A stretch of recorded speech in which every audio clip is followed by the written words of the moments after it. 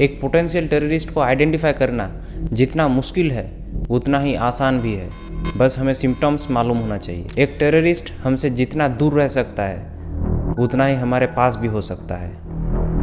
वो ऑक्सफोर्ड में एक स्कॉलर भी हो सकता है या फिर मोहल्ले का कोई रद्दी बेचने वाला भी हो सकता है, हमारे आसपास का या जान पहचान का भी कोई हो सकता है, लेकिन हम कभी भी इसे पहचान नहीं पाते। हर साल हज़ारों के तादाद में लोग टेररिस्ट बनते जा रहे हैं।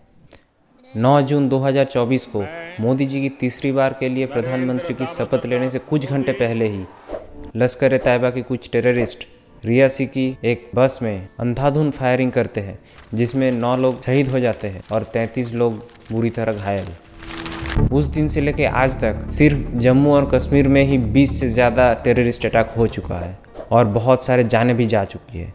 SATP की डेटा को अगर देखें तो 6 मार्च 2000 से लेकर 13 नवंबर 2024 तक 24,284 टेरर अटैक्स में लगभग 47,460 फेटेलिटीज़ हुई है, जिसकी अगर रूट कॉज को हम संभाल लेते तो शायद ये दिन देखना ना पड़ता। टेररिज्म का इशू सिर्फ भारत में ही नहीं, पूरी दुनिया में जैसे बढ़ते ही जा रही है। पिछले साल 7 अक्टूबर को हमास का इजराइल में हमला से लेके ईरान, गाज़ा, तुर्की, Chad, Burkina Faso, Mali, France, Balochistan, Moscow, Syria, Somalia, Nigeria, Myanmar और ना जाने कितने ऐसे जगहों पर आतंकी हमले बढ़ते ही जा रहे हैं। और ये सब तो by the books terrorist attacks जगह है।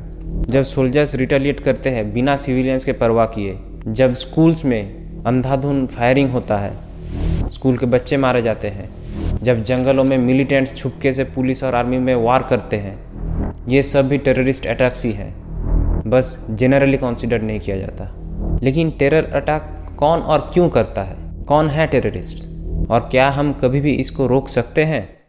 अगर टेरर अटैक का डेफिनेशन गूगल करेंगे तो आपको दिखेगा the unlawful use of violence on civilians to spread fear and for political gains. लेकिन ये जितना सीधा सरल दिखता है, मामला उससे भी बहुत ज़्यादा पेचीदा है। एक इंसान कैसे टेररिस्ट बनता है, इसका सबसे बढ़िया एग्जाम्पल है 2008 की 26/11 मुंबई अटैक्स में शामिल अजमल कसाब, जिसने बिना हिचकिचाए लगभग 72 से लेके 166 लोग को मारा, फिर भी आंखों में उसकी थोड़ी सी भी गिल्टी नहीं दिखाई दी। अजमल कसाब पाकिस्तान की रावलपिंडी में जन्मा और पला बड़ा था। उसका फादर एक ठेले वाला था, घर में अम्मी थी, एक बड़े भाई भी था जो फरीदाबाद में काम करता था। उसको बचपन से ही गरीबी से नफरत था, तो जब ईद में उसको नए कपड़े नहीं मिले, वो गुस्से में घर छोड़ के रावलपिंडी भागा, चोरी चमारी और गुंडागर्दी करने अपने दोस्त मुजफ्फरलाल खान के साथ। 2007 की दिसंबर 21 को जब वो मार्केट से हथियार खरीद रहा था, तब LET के पॉलिटिकल विंग जमात उद दवा से मुलाकात किया और ट्रेनिंग कैंप मरकज़ तैयबा में ज्वाइन किया, जहां उसको बारीकी से एक killing machine the infamous Ajmal Kasab बनाया गया। किसी को भी टेररिस्ट बनाने का सबसे अच्छा वक्त होता है टीनेज। कोई भी टेररिस्ट ऑर्गेनाइजेशन इसी पर्टिकुलर एज ग्रुप को टारगेट करता है, क्योंकि इसी वक्त कोई भी सबसे ज़्यादा वल्नरेबल यानी जो सहज में घायल हो सकता है रहता है। इस प्रोसेस को ग्रूमिंग कहते हैं। हालांकि ग्रूमिंग अपने आप में ही बहुत बड़ा और घटिया मुद्दा है। टेररिस्ट की ग्रूमिंग को रेडिकलाइजेशन भी कहा जा सकता है, क्योंकि एक टेररिस्ट हमारे ही आसपास से निकलता है तो ये हमारे लिए भी उतना ही बड़ी जिम्मेदारी है जितना सरकार की। अगर किसी इंसान की हम माइंडसेट को पहचान सकते हैं तो शायद किसी पोटेंशियल टेररिस्ट से हम हज़ारों की जान बचा सकते हैं। एक टेररिस्ट ऑर्गेनाइजेशन के लिए एक इंसान को टेररिस्ट बनाना जितना आसान है उतना ही मुश्किल भी है। लेकिन क्योंकि हम इग्नोर करते हैं ऐसे साइंस को जो किसी इंसान को पोटेंशियल टेररिस्ट बना सकता है, तो यही साइंस उस टेररिस्ट ऑर्गेनाइजेशंस के लिए बहुत आसान बना देता है किसी भी वल्नरेबल इंसान को मैनिपुलेट करके टेररिस्ट बनाने में। The international journal of Indian psychology में एक रिसर्च किया गया था by doctor S Malini on motivation of a terrorist, A case study. उसी रिसर्च पेपर को बेस करके आज हम डिस्कस करेंगे एक पोटेंशियल टेररिस्ट को कैसे पहचाना जा सकता है। इसके लिए सबसे पहले हमें उसके बैकग्राउंड को जानना ज़रूरी है। पहला है एज। 30 टेररिस्ट की एज रेंज 18 से लेकर 26 साल है, जहां 18, 22, 23, 24 साल के लड़के 50% है और बाकी 50%। ये सारे एडोलेसेंट स्टेज से अर्ली अडल्टहुड में हैं, जब किसी को अपने स्किल सेट के बारे में कोई क्लैरिटी नहीं होती है, ना ही वो प्रॉपरली कोई डिसीजन ले पाते हैं और ना ही प्रॉपरली लाइफ को मैनेज कर पाते हैं, जो इन सब को एक ऑर्गेनाइज्ड ग्रुप के इन्फ्लुएंस में ला दिया। 1988 में हुई मिलर और रसल की रिसर्च में भी यही देखा गया कि 14 और 15 साल के छोटे छोटे बच्चों को अरब और ईरानियन ग्रुप्स ऐसे ही मैनिपुलेट करते हैं, क्योंकि ये बच्चे क्वेश्चंस नहीं पूछते और जो भी क्वेश्चन पूछते हैं उसको चुप कर दिया जाता है। दूसरा है एजुकेशन। इस स्टडी में देखा गया कि 50% से ज़्यादा लोग स्कूल ड्रॉप आउट्स या बिना फॉर्मल एजुकेशन के हैं। बाकी परसेंटेज ऑफ लोगों के पास इंजीनियरिंग का डिप्लोमा की डिग्रीज है। रसल एंड मिलर की स्टडी से पता चलता है कि टेररिस्ट ग्रुप्स के लीडर्स हमेशा हाईली एजुकेटेड प्रोफेशनल्स होते हैं, जैसे doctors, engineers, teachers, lawyers, government employees, और कम पढ़े लिखे टेररिस्ट हमेशा ग्राउंड ऑपरेशंस में लगाए जाते हैं। तीसरा है सोशियो इकोनॉमिक स्टेटस।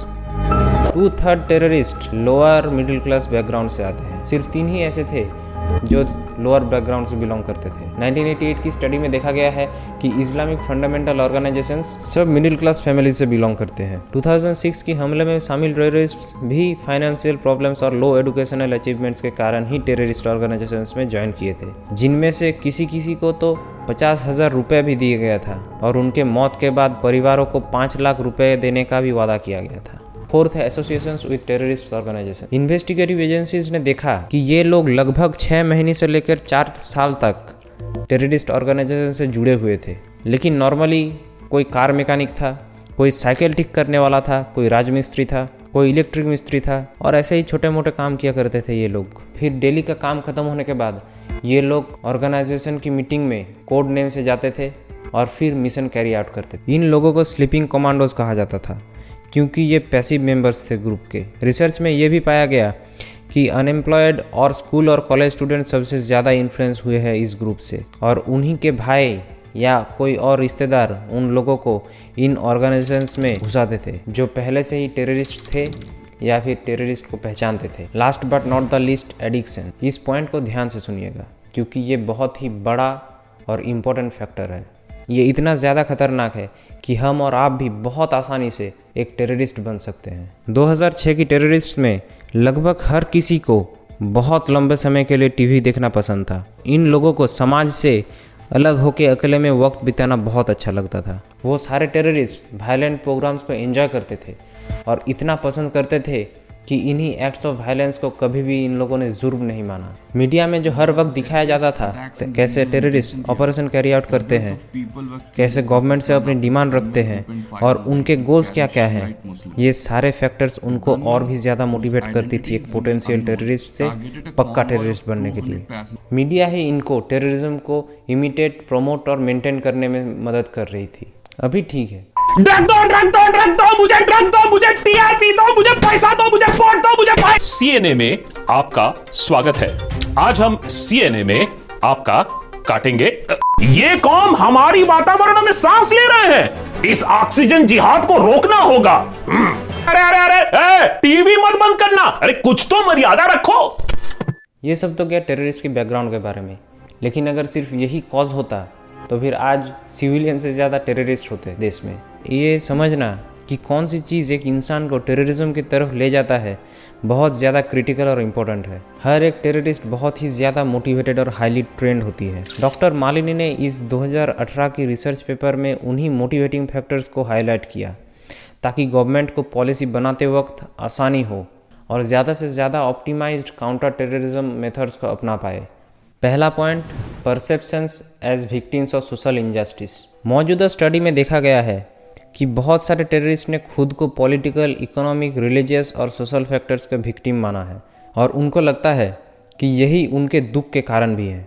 हर एक टेररिस्ट दारू या सुट्टे से एडिक्टेड था, जिसके कारण उन्होंने अपने बाप भाई का भी जेब काटा सिर्फ और सिर्फ एडिक्शन को मेंटेन करने के लिए, जिसके बाद वो धीरे धीरे टेररिस्ट ग्रुप्स को भी ज्वाइन करने लगे अपने ही इस हालत को जस्टिफाई करने के लिए।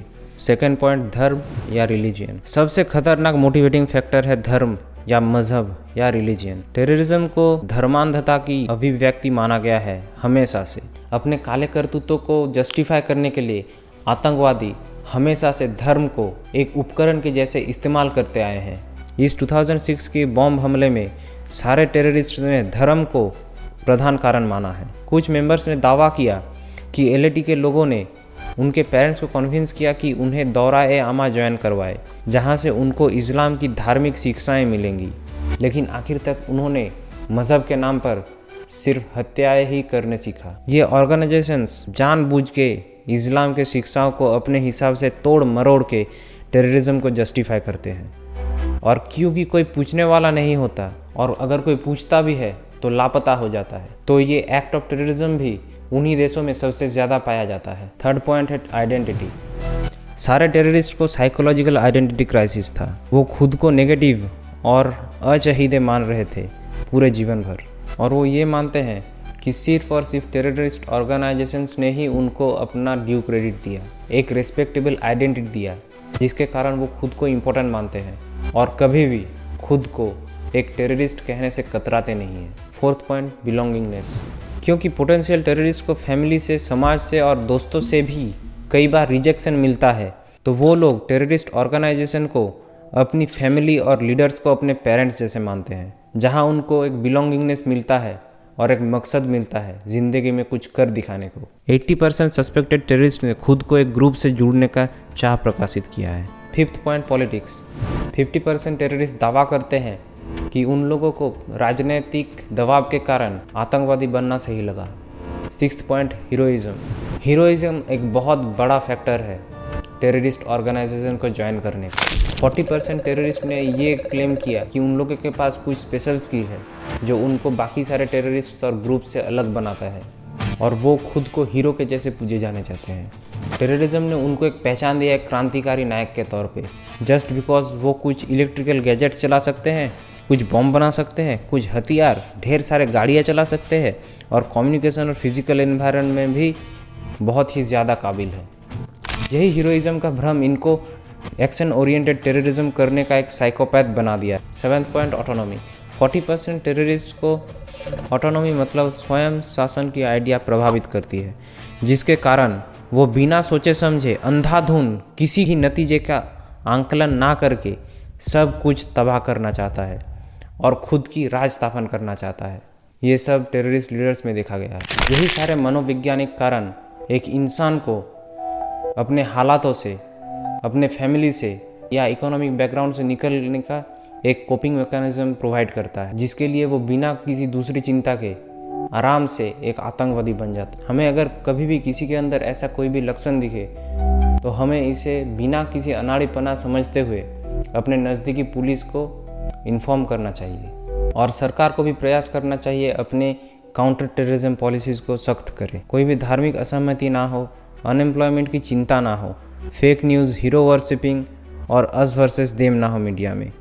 एडुकेशन सही से हर बच्चों को मिलनी चाहिए। ये सब अगर ध्यान रखा जाए तो शायद हम टेररिज्म के ऊपर एक बड़ा प्रहार कर सकते हैं। टेररिज्म को भी दो भागों में बांटा गया है, लेफ्ट विंग टेररिज्म और right wing terrorism. Left wing terrorism mainly सरकार को गिरा के और कैपिटलिस्ट माइंडसेट को ख़त्म करके एक कम्युनिस्ट और सोशलिस्ट सत्ता स्थापित करना चाहती है, जैसे कि नक्सल ग्रुप्स जो मिडिल ईस्टर्न इंडिया के जंगलों में सालों तक सरकार को गिराना चाहती है। इसी लेफ्ट विंग टेररिज्म में इस्लामिक टेररिज्म भी शामिल है, क्योंकि उन्हें लगता है कि उन लोगों को हमेशा से दबाया जाता है और उनके ऊपर डेवलप्ड देशों के द्वारा अन्याय किया जाता है। और दूसरी तरफ है राइट विंग टेररिज्म, जो कि कोई ऑर्गेनाइजेशन नहीं लेकिन पूरी की पूरी पब्लिक के ऊपर हावी हो सकती है। इसमें टेररिस्ट माइनॉरिटी ग्रुप्स को और इमिग्रेंट्स को अपने धर्म संस्कृति के ऊपर खतरे की तरह देखती है और कोई भी कसर नहीं छोड़ता इनको ख़त्म करने के लिए। जिस विंग का भी हो, दोनों ही पक्ष में धर्म सबसे बड़ा हथियार उभर के आया है, चाहे कोई अल्लाह का नाम ले या फिर श्री राम का नाम ले। दोनों ही अपने पॉइंट को जस्टिफाई करने के लिए धर्म का ही सहारा लेते हैं। इसमें जितना बड़ा हाथ इन ऑर्गेनाइजेशंस का नहीं है, उससे भी बहुत बड़ा हाथ है पब्लिक मीडिया और सोशल मीडिया का। अपने स्वार्थ के लिए और अपना जेब भरने के लिए ये प्लेटफॉर्म्स नंगा नाच करने के लिए भी तैयार है। शॉर्ट टर्म में तो ये ज़रूर मज़ा देगा इन लोगों को, लेकिन जो आग इन लोगों ने इस जंगल में लगाया है वो धीरे धीरे एक वक्त पर आके 100% उनके घरों को भी जलाएगा। लेकिन ये बात ये लोग कभी नहीं देख पाते हैं। उम्मीद बहुत खतरनाक चीज़ है। एक गरीब घर में पैदा हुआ इंसान रोटी, कपड़ा और मकान की उम्मीद में सरकार के पास गिड़गिड़ाता है। अपना वजूद बनाने की कोशिश में समाज में अपना जगह ढूंढता है, लेकिन वही सरकार और समाज उसकी उम्मीद पे लात मारता है। किसी ऊपर वाले की दुहाई देके उसकी हालत को उसका भाग्य बताता है। जहाँ वो मदद कर सकता था वहाँ उसको पीठ दिखाता है। तब उसकी अंदर पनप रही ये व्यथा एक आग के रूप ले लेती है, जिसका कंट्रोल वो किसी और को दे देता है जो उसे उम्मीद दे रहा होता है। लेकिन उस आग को वही उम्मीद दाता यूज़ करके पूरे मानव जाति को खाक में मिला देने में कोई कसर नहीं छोड़ता। जिंदा दिल लोग जो पत्थर उठा के आज इंडियन आर्मी की गोलियों का मुकाबला कर रहे हैं और आज़ादी के लिए तमाम कुर्बानियां पेश करने वाले कश्मीरी भाइयों को मैं ईद मुबारक कहता हूं।